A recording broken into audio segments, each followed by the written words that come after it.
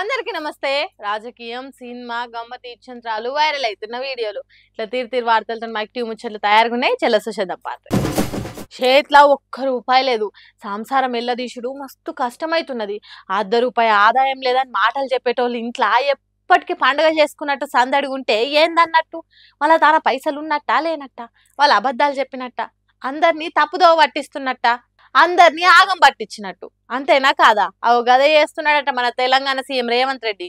గాముచ్చడే చెప్తున్నాడు మాజీ మంత్రి హరీష్ రావు. అదేందో మీరే చూడుండ్రి. మా చిన్న ఉద్యోగులు, మా చిరు ఉద్యోగులు 18,000 జీతం చెప్పిన మాట చేయమంటే నన్ను గోసుక తింటారా? పైసలు లేవంటారు. మరి నేను అడుగుతున్నా, నీకు ఏడికేలు వచ్చినాయి 50,000 కోట్లు? ఎంత? 50,000 కోట్ల? కనీగనం పైసలు ఎక్కడి సారు? కొంపదీసి కొత్తగా అప్పులు చేస్తున్నాడా? వాటి ముచ్చటేందో ఒకసారి వివరంగా చెప్పుండ్రి సారు. 50-60 వేల కోట్ల సంగతి ఏందో జరంత వివరంగా చెప్పుండ్రి సారు.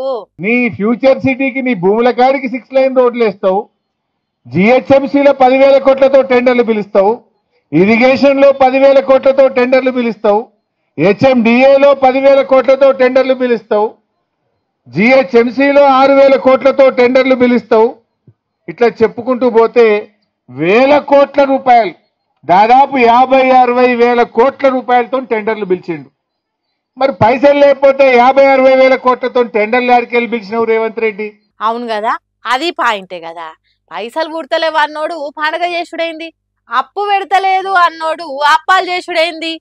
చేతులు ఎత్తేసినోని చేతులు ఇయ్యేనా? మాటలు ఓ తీరుగా చేతులు ఇంకో తిరుగుంటే ఏందన్నట్టు?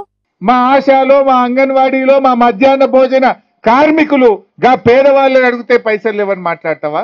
నీకు మనసు లేదు, నువ్వు మాట తప్పినవు, నీకు నిజాయితీ లేదు.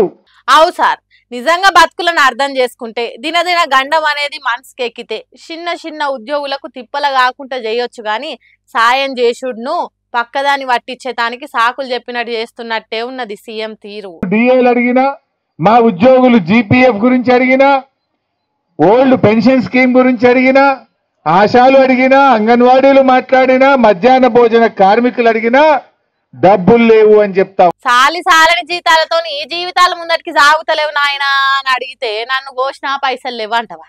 ఇది ఎక్కడ న్యాయమని గీ తిరగ లాజిక్కుల్లా గట్టిగానే అరుచుకున్నాడు మాజీ మంత్రి హరీష్ రావు. మరి లేకుంటే ఏంది? టెండర్లు పిలిస్తే కాంట్రాక్టర్ల తాన కమిషన్లు గుంజొచ్చు. అదే చిన్న చిన్న నౌకర్లు చేసేటోళ్ళకి జీతాలు పెంచుండ్రంటే నన్ను ఘోషణ ₹1 లేదని చెప్తావా?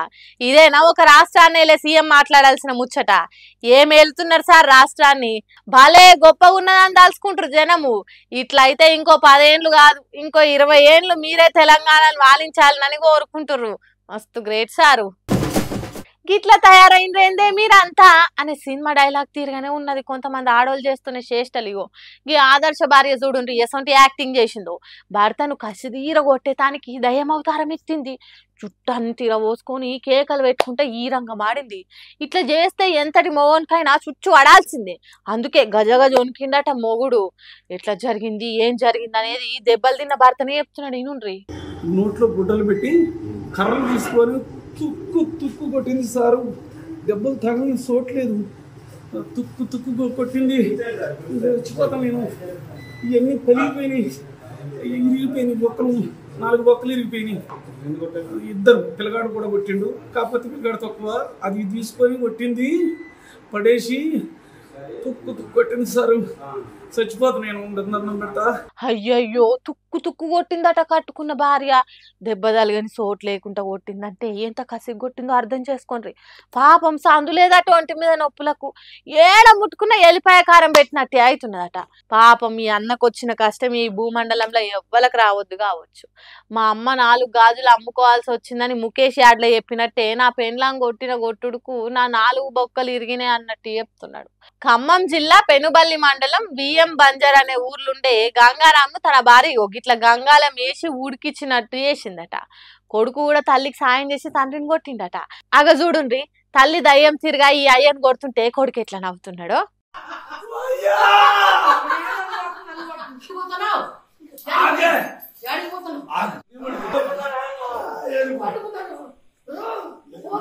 ఇట్లా శిత కొట్టుడు కొట్టే వరకు సొమ్మసిల్లి పడిపోయిందట గంగారాము. చుట్టుపక్కల ఉన్నోళ్ళు చుట్టాలే అంతే ఇట్లా దావఖానకు తీసుకొని వచ్చిండ్రు. అందుకే ఆ దయ్యం అసొంటి భార్య శర నుంచి నన్ను బతికించుండ్రు అయ్యా అని చేతులు ఎత్తి దండం పెడుతుండు అందరికి. చూడుండ్రి ఎట్లా తయారైనరు ఆడోళ్ళు. ఏ తీరుగైతే మొగోళ్ళ మీద పగ తీర్చుకోవాలి నువ్వు అసొంటి కొత్త కొత్త ఉపాయాలే వేస్తున్నారు. దేశానికి అన్నం పెట్టే రైతన్నను దేని గోర కాకుండా చేస్తున్నారు మోసకారి వ్యాపారులు. ఇగో గీడ చూడండి ఎరువుల బస్తాలకు కూడా ఎసరు పెట్టిండ్రు. అన్నం పెట్టి అన్నదాతల కండ్లు కప్పి కాసులు పోగేసుకోవాలని ఎంత మోసం చేసిండ్రు చూడండి. నాగర్ కర్నూలులో నాగార్జున ఫర్టిలైజర్ దగ్గర 28 సంచులు తీసుకుపోయినాం.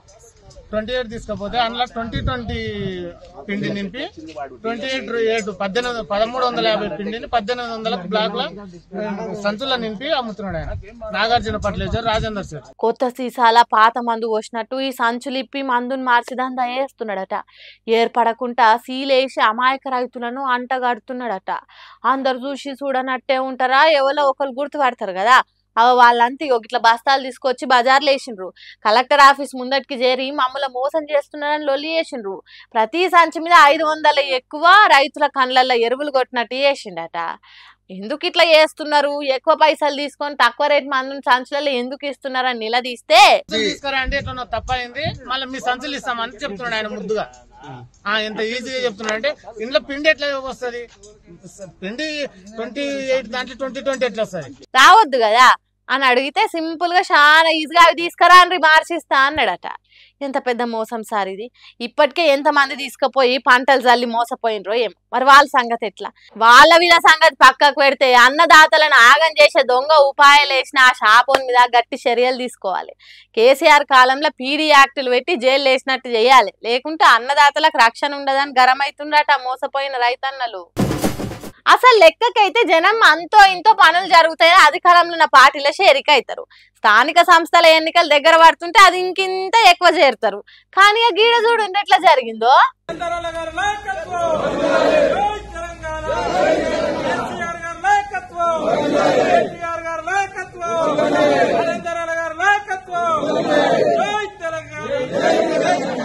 చూసిండ్రా పబ్లిక్ కారు గుర్తు పార్టీలకు ఎట్లా షేరిక అవుతున్నారో. గుంపులు గుంపులుగా వచ్చి గులాబీ కండువాలు కప్పుకుంటారు. మళ్ళీ ఇది ఎక్కడనో కాదు, తెలంగాణ రాష్ట్రాన్ని వెళ్తున్న సీఎం రేవంత్ రెడ్డి నియోజకవర్గం కొడంగల్ నియోజకవర్గంలో జరుగుతున్న షేరికలు ఇవి. మళ్ళీ ఇది వేరే ఏ పార్టీల నుంచి జరిగితే ఏం కాదు కానీ ఏకంగా కాంగ్రెస్ పార్టీకి రాజీనామా చేసి ఇట్లా చేరుతున్నారంటే సీఎం రేవంత్ రెడ్డికి ఏ తిరిగి పథారా వేరుకుంటా పోతున్నదో చూడండి. మాజీ ఎమ్మెల్యే పట్నం నరేందర్ రెడ్డి కండువా కప్పుతుంటే గులాబీ పార్టీలో చేరిండ్రు. మరి కొడంగల్ నియోజకవర్గం జనానికి సీఎం రేవంత్ రెడ్డి మీద ఎందుకు కోపం వచ్చిందో అంటే చక్కదనాల పరిపాలన రాష్ట్రానికి అందిస్తున్నందుకు మస్తు మంచిగా అనిపించి ఇట్లా చేస్తున్నారేమో. లేకుంటే రేవంత్ రెడ్డి కొడంగల్ పేరు నిలబెడుతున్నందుకు ఇట్లా చేస్తున్నారో తెలియదు కానీ కాంగ్రెస్ పార్టీ కండువ కిందేసి కార్ పార్టీ కండువని గుండెలకు హత్తుకుంటారు.